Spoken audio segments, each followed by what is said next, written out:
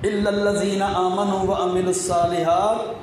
پہلا عمل ان کے پاس کیا ہے کہ وہ ایمان لانے والے ہیں، شرک کرنے والے نہیں ہیں، کفر کرنے والے نہیں ہیں، منافقوں میں شامل نہیں ہیں۔ اور دوسرا عمل ان کے پاس کیا موجود ہے؟ وعملوا الصالحات، بے عملی کی زندگی گزارنے والے نہیں ہیں بلکہ اعمال والی زندگی گزارنے والے۔ وَتَوَاصَوْا بِالْحَقِّ وَتَوَاصَوْا بِالصَّبْرِ، پھر اس ایمان اور نیک اعمال کے راستے میں جب مشکلات آتی ہیں، جب دشمنیاں پیدا ہوتی ہیں، جب جھگڑے ہوتے ہیں، جب بھائی بھائی کا دشمن بن جاتا ہے، جب گھر والے اور خاندان والے ان کے دشمن بن جاتے ہیں، ان کو کبھی خاندان عزیز ہوتا ہے تو کبھی اپنی برادری کے رسم و رواج، کبھی اپنی قوم اور قبیلہ آڑے آ جاتا ہے تو کبھی اپنی جماعت اور فرقہ۔ وَتَوَاصَوْا بِالْحَقِّ، لیکن وہ ان سارے معاملات میں حق کو نہیں چھوڑتے، وہ حق پہ ڈٹے رہتے ہیں، سچ پہ قائم رہتے ہیں، دین پہ قائم رہتے ہیں، اور دین کے پہ قائم رہنے کی ہی وصیت اور نصیحت کرتے ہیں۔ قرآن و سنت پہ ڈٹے رہتے ہیں، قرآن و سنت کی تعلیمات کو نہیں چھوڑتے،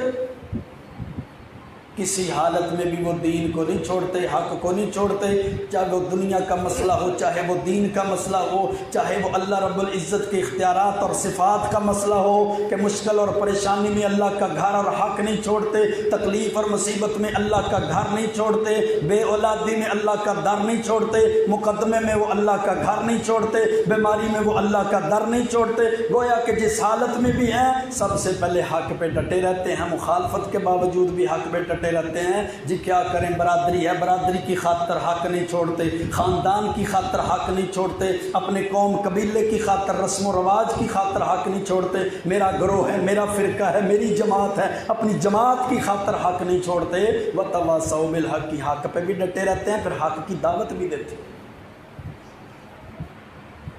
پھر اب مشکلات آئیں گی، کوئی کہے گا چہرہ کیسے بنا لیا، اتنا خوبصورت چہرہ تھا تو نے داڑھی رکھ لی، کوئی کہے گا شلوار ٹخنوں سے تو نے اوپر کیسے کر لی، کوئی کہے گا اچھا بھلا کاروبار تھا، سود کا پیسہ لیا ہوا تھا، اب تو نے وہ کیوں چھوڑ دیا، رشوت لینے سے تو نے انکار کیوں کر دیا۔ کوئی ناراضگی کا اظہار کرے گا، اگر تو ایسے دین پہ چلے گا نا تو پھر ہمارا تمہارے ساتھ تعلق نہیں ہے، رشتے بھی ٹوٹیں گے، تعلقات بھی ٹوٹیں گے، دوستیاں یارانے بھی ٹوٹیں گے۔ وَتَوَاصَوْا بِالصَّبْرِ، لیکن ان ساری مشکلات کے اندر آ کر وہ صبر کا دامن نہیں چھوڑیں گے، وہ صبر کا دامن نہیں چھوڑیں گے۔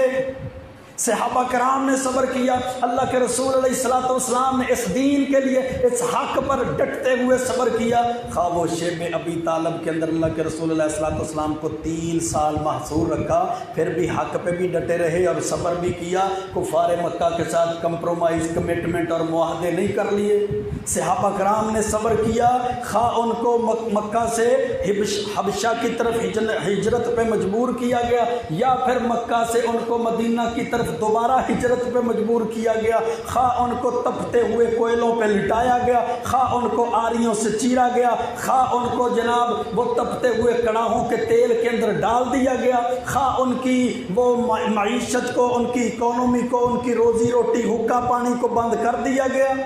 وَتَوَاصَوْا بِالصَّبْرِ، جب حق آ گیا ہے، حق کو تسلیم کر لیا ہے، اب یہ بھی تانے سننے پڑیں گے، تیرا باپ دادا تو ایسا نہیں تھا، تو کہاں پہ چل پڑا ہے، تیرا باپ دادا تو یہ کرتا تھا، یہ کرتا تھا، اب تو کہاں سے قرآن و سنت کی دعوت دینے والا بن گیا۔ اَجَعَلَ الْآلِهَةَ إِلَٰهًا وَاحِدًا، یہ بھی سننا پڑے گا، اچھا سب کو چھوڑ دیں، سارے باپوں کو چھوڑ کے بس اللہ سے مانگنا شروع کر دیں۔ إِنَّ هَٰذَا لَشَيْءٌ عُجَابٌ، یا إِنَّ هَٰذَا لَشَيْءٌ عَجِیب، یہ تو بڑی عجیب دعوت ہے، یہ سارے تانے بھی سننے پڑیں گے، یہ سارے تانے برداشت بھی کرنے پڑیں گے۔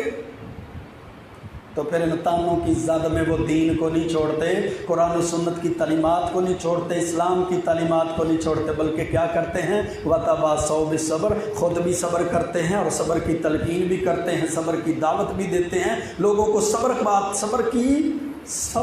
تلقین کی، صبر پر ڈٹ جانے کی تلقین اور دعوت بھی دیتے ہیں۔ میرے بھائیوں، یہ 4 خوبیاں جس کے اندر موجود ہیں نا، وہ بندہ خسارے سے بچا ہوا ہے۔ جس کے اندر یہ 4 خوبیاں نہیں ہیں، وہ بندہ گھاٹے کے اندر ہے، اور اس گھاٹے کی